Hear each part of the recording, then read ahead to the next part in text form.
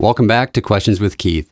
Today's question is from Sebastian. Sebastian wants to know more about NeoLube number 2. Sebastian wants to know how NeoLube number 2 is applied. He wants to know how the NeoLube helps with the bullets and if it prevents sticking when reseating bullets. And last but not least, Sebastian has an eye dot and gets the interior of the neck absolutely concentric and wants to know if NeoLube will help. Well, Sebastian, let's hit those one at a time. Let's start and go backward. The eye dot does a great job of turning necks. There's no question about it. It's a great tool. It's very expensive, and I don't have one. With that said, that doesn't change the friction between the neck and the bullet. A very concentric, very smooth interior of a neck is going to be just as sticky as one that's a little less concentric, but it will be slightly more sticky than one that's slightly rough. That's just the way friction works. What does the NeoLube really do? For me, the reason I use it is so that I can reseat bullets and not have them sticky when I'm at a match. Say I need to push them in another 6,000ths to get the rifle back in tune. Well, if they're really sticky, that can be kind of a difficult thing to get done in an accurate manner, especially when you don't have all of your tools available.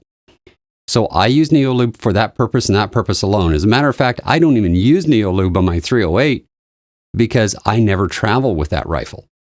That rifle's just shot locally. So NeoLube is something that you can use for that purpose, and that's the only purpose I have for it. I don't have any other magic that's in that makes the rifle more accurate. It doesn't make the rifle any more accurate. How to put it on. For this, I'm going to show you the clip that I had in a previous Q&A Monday, because those Q&A Mondays were not real well organized, and this will put it out where everybody can see it. Let's go to the loading bench. This is NeoLube number 2. The first thing you got to know about NeoLube number 2 is it is colloidal graphite suspended in alcohol. So it tends to settle a little bit. First thing you have to do before you do anything else is shake it up pretty good. The other thing that you will need is a cotton swab on a stick. You can get these from Amazon. I'll put a link in the description. You can support the channel by buying them from Amazon. This stuff comes with a brush in the can, and the brush is virtually useless. So what I use a brush for is to saturate the cotton swab. I just dip it in the container. Just a small dab will do you.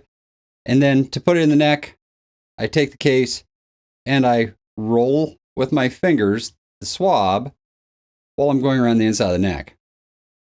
And what I'm looking for is a nice, flat, kind of grayish color after I'm done.